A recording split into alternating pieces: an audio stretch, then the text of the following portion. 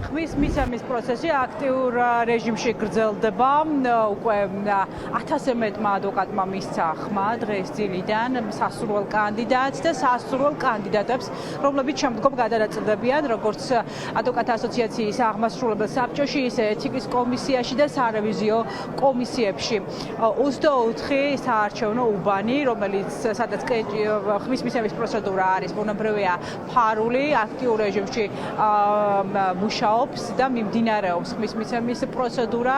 ჩვენ გადავიღეთ ასევე, რაც ასევე გამოარჩევს ამ პროცესს, ჩვენ გადავიღეთ ასევე რამდენიმე მიკროავტობუსი, რომლითაც მოხდა მობილიზება რეგიონებში მომუშავე ადვოკატთა ასოციაციის წევრი ადვოკატების. ისინი ცოტა ხნის წინ ჩამოვიდნენ ხმის მისაცემად და მათი არჩევანი თამამად შეიძლება ვივარაუდოთ, რომ მათი არჩევანი სამომავლოდ დიდი ალბათობით ყანდაშვილისკენ გამოიკვეთა გამომდინარე იქიდან, რომ ისინი მათ პოზიციას ღიად აფიქსირებენ ყანდაშვილის პლაკატის ავტობუსებზე გამოსახვით, რაც მოკლედ რაც აჩენს ვარაუდს და განცდას იმისას, რომ მათი არჩევანი უკვე საარჩევნო უბნებზე სწორედ ყანდაშვილის სასარგებლოდ დაფიქსირდება. ეს არის ერთ-ერთი პროცესი, რომელიც ჩვენ დავაფიქსირეთ, თუმცა ამაზე არ საუბრობენ ჯერჯერობით ადვოკატები, რომ ეს არის გარკვეული დარღვევა, ჯერჯერობით არ გამოკვეთილა ყოველ შემთხვევაში ასეთი ადვოკატი, რომელიც ისაუბრებდა ამ ყველაფერთან დაკავშირებით. არჩევანი არის თავისუფალი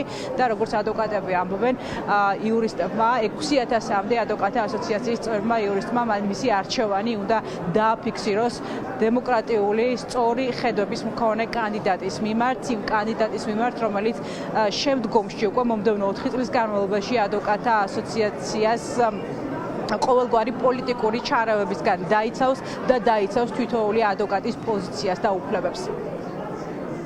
რეგიონებიდან ადვოკატები ჩამოსული ჩვენ მომხრე ვართ და ამის წინააღმდეგი არა ვართ, მაგრამ აქვე ძალიან მნიშვნელოვანი არის ის, რომ ამ ჩამოყვანის ინტერესის უკან რა შესაძლოა იყოს და შესაბამისად იმედი მაქვს, რომ ჩვენ ადვოკატები, რომლებიც ვართ დამოუკიდებელი და პრინციპული ხალხი, მივიღებთ იმ გადაწყვეტილებას, რომ ის ხალხი, რომელიც შესაძლოა სხვა შორის, სხვა გუნდის მერაც იყოს ჩამოყვანილი, როცა დადგებიან არჩევანის წინაშე, მიცემენ იმ არჩევანს მხარს, რომელიც ამ პროფესიის გაძლიერებას ემსახურება და არა იმ შესაძლო პოლიტიკას, რომელიც დღევანდელ ადვოკატთა ასოციაციას აქვს. ოდნავ ორგანიზება ტექნიკური საკითხია, ალბათ რაღაც უკეთესად უნდა ყოფილიყო იმ მხრივ, რომ ჩვენი კოლეგები რიგში არ გარიყვნენ, თუმცა გასაგებია, რომ ინტერესი დიდია.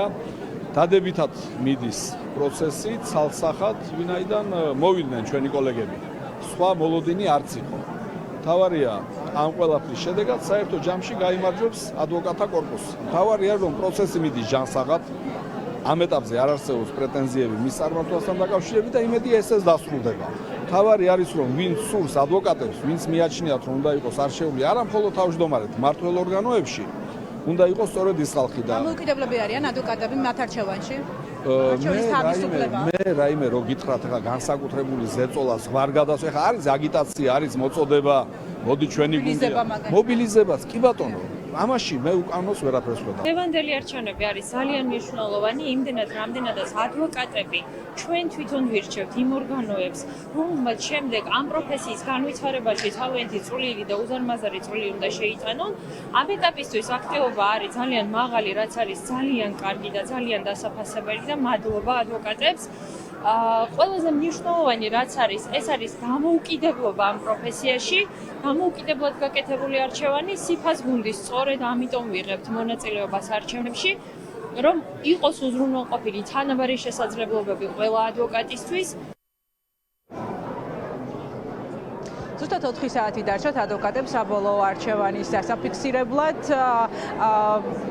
უკვე 7 საათზე დაიხურება ყველა უბანი, ხმის მიცემის პროცესი შეწყდება და ამის შემდეგ უნდა დაიწყოს უკვე კენჭისყრის პროცედურა. საბოლოოდ კი ზუსტად 15 ადამიანმა უნდა დაითვალოს შესული ხმები და სწორედ მათ უნდა გამოაცხადონ გამარჯვებული კანდიდატი, ვინ დაიკავებს მომდევნო 4 წლის განმავლობაში ადვოკატთა ასოციაციის ერთ-ერთი ყველაზე დიდი კორპუსის თავმჯდომარის პოსტს. 3 გამორჩეული კანდიდატია ამ დრომდე, რომელსაც აქვს ძალიან დიდი მხარდაჭერა, მათ შორის არიან ირაკლი ჩომახაშვილი, ირაკლი ყანდაშვილი და მუხრან ხურცკაია.